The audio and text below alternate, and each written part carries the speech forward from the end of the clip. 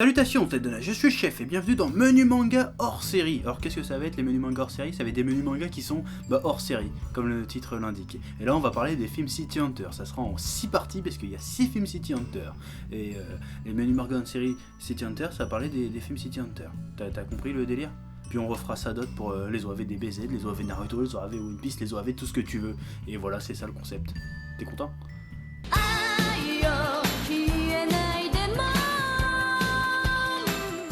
Bon, et si tu connais pas City Hunter, déjà premièrement, honte sur toi et toute ta lignée pendant des générations, et sinon, si tu veux te rattraper, il y a un menu manga dessus qui est sorti il y a pas longtemps. Tu cliques et puis après c'est dessus. Voilà.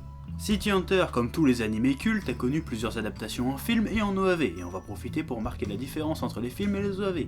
Alors c'est simple, un film c'est un long métrage d'animation qui sort au cinéma, alors qu'un OAV c'est un moyen métrage d'animation qui sort directement en vidéo. Mais enfin, c'est assez flou là-dessus parce qu'il y a des OAV qui passent directement à la télé puis en vidéo après, mais on s'en fout, t'as compris c'est quoi les bails. Alors ici, je vais employer le terme film dans le titre parce que ça fait plus classe et c'est plus général.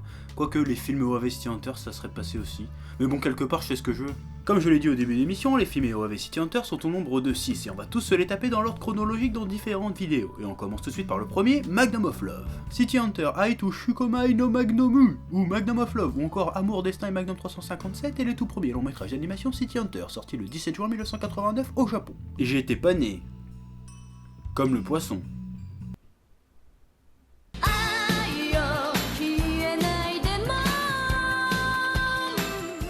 Monsieur Craigman détient des informations de haute importance qui intéressent fortement la police japonaise. Saeko Nogami a pour mission de l'accueillir à l'aéroport afin d'assurer sa sécurité. Mais il est abattu peu de temps après son arrivée par une balle en pleine tête. Le tueur est identifié sous le nom de Elsen, dit l'exterminateur rouge, dont l'habilité au maniement des armes à feu pourrait surpasser celui de City Hunter. Parallèlement, Nina, une virtuose du piano, arrive au Japon par le même aéroport dans le but de donner un concert en faveur d'une œuvre de charité. Mais la précédente confusion lui permet d'échapper à la surveillance de son grand-père. Et elle en profite pour retrouver en secret Ryo Saeba et Umi Bozu, à qui elle confie la tâche de retrouver son père qu'elle n'a jamais connu, avec pour seule indication que son prénom commence par un J. Rien que Ryo et Umi Bozu lui aient été chaudement recommandés, Nina ne peut s'empêcher d'avoir de gros doutes quant à leur réelle compétence en les observant se chamailler perpétuellement. Mais au moment où elle se dirige vers son hôtel, elle se retrouve impliquée dans une attaque orchestrée par Elsen, qui semble vouloir obtenir quelque chose de la part de son grand-père. Grâce à l'intervention de Ryo et d'Umi Bozu, tout le monde en réchappe sain et sauf, mais le grand-père de Nina n'a pas tellement l'air d'accepter de leur dévoiler le fin mot de l'histoire. Et Ryo ne peut pas compter sur l'aide de Saeko, Elsen bénéficiant de l'immunité diplomatique. En gros, c'est ça l'histoire. Et donc, qu'est-ce qu'on en pense de ce premier film City Hunter ?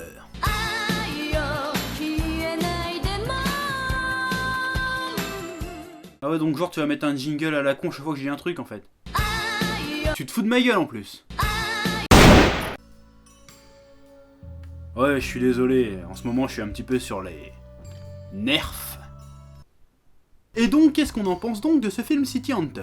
Eh bien, c'est plutôt du très bon City Hunter. Le scénario est tout à fait croustillant, Ryo est hilarant, Kaori est hystérique et Umi Bozu est bien bourrin comme on aime. L'intrigue, qui mêle espionnage et complot politique, est classe. Et surtout, cette histoire de retrouvailles entre un père et sa fille est une très jolie histoire, qui nous rappelle qu'un des sujets de prédilection des œuvres d'Ojo et de City Hunter en général est la famille.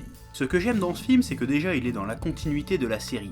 Dès le départ, un lien est fait avec d'anciens épisodes, et qu'en plus, c'est pas un film trop fanservice. Il apporte réellement quelque chose à l'histoire de City Hunter, et de manière assez habile je trouve. Il y a le complot politique, il y a l'histoire d'un père et sa fille, mais ces deux sujets ne servent en réalité qu'à illustrer le vrai sujet, la relation Ryo-Kaori. Ryo et Kaori pourront-ils un jour vivre leur amour au grand jour, tout en vivant dans un monde aussi dangereux? Et ben dans ce film, on te montre les 3 voies possibles qu'ils pourraient prendre dans leur parcours, si tu veux. Ensen a rencontré la mère de Nina alors qu'il était un agent secret au service du pays ennemi. Bien que fou amoureux, il a fait le choix de quitter sa femme et son enfant à naître pour ne pas les impliquer dans son monde plein de dangers. Et là c'est pour symboliser en fait, est-ce que Ryo va renoncer à Kaori pour l'éloigner du danger? C'est plutôt simple à comprendre. Choix numéro 2, qui est un peu un spoil mais on s'en fout, 20 ans après pris de regret, Ensen décide de retourner auprès de sa fille en quittant le monde de l'espionnage et de l'assassinat. Là encore, le message est assez simple, Ryo va-t-il abandonner son monde pour vivre une vie normale aux côtés de Kaori? Et enfin la voie numéro 3, c'est-à-dire celle qu'ils ont choisie maintenant, Ryo et Kaori ne s'avouent jamais leurs sentiments et restent partenaires dans leur milieu un peu dangereux, sans jamais se dévoiler l'un à l'autre, parce que sinon ça serait plus compliqué, et ils restent comme ça, quoi. Comme ils sont dans la série de tous les jours. Tu vois ce que je veux dire ou pas? Mais à un moment donné, il faudra bien que Ryo et Kaori fassent un choix, et justement, quand Nina lui pose la question, Ryo lui répond: Les femmes peuvent tomber amoureuses et le rester toute leur vie. Moi je ne peux l'être que de temps en temps. C'est pas la classe, ça? Si, c'est classe. La réalisation est classe, et la partition musicale envoie du pâté naf galactique dans ta tête. Look-moi donc cette scène de duel.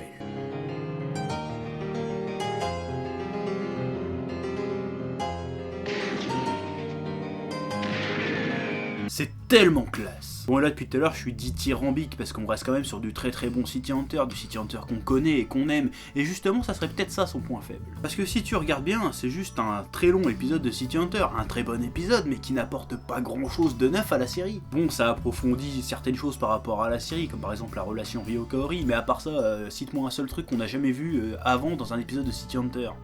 Bah tu vois, y a rien. Bon, au final, on a quand même un très bon film City Hunter, mais qui manque un petit peu de folie, un petit peu d'audace quand même, voilà. Donc, si tu l'as pas encore vu, je te le conseille. Si tu l'as déjà vu, tu peux te le remater, parce que dans tous les cas, tu vas bien passer un bon moment, tu vas t'éclater, tu vas rigoler, il y aura de l'action, ça va être cool, voilà. Donc, maintenant, je vais me casser, et on se revoit pour le prochain film City Hunter.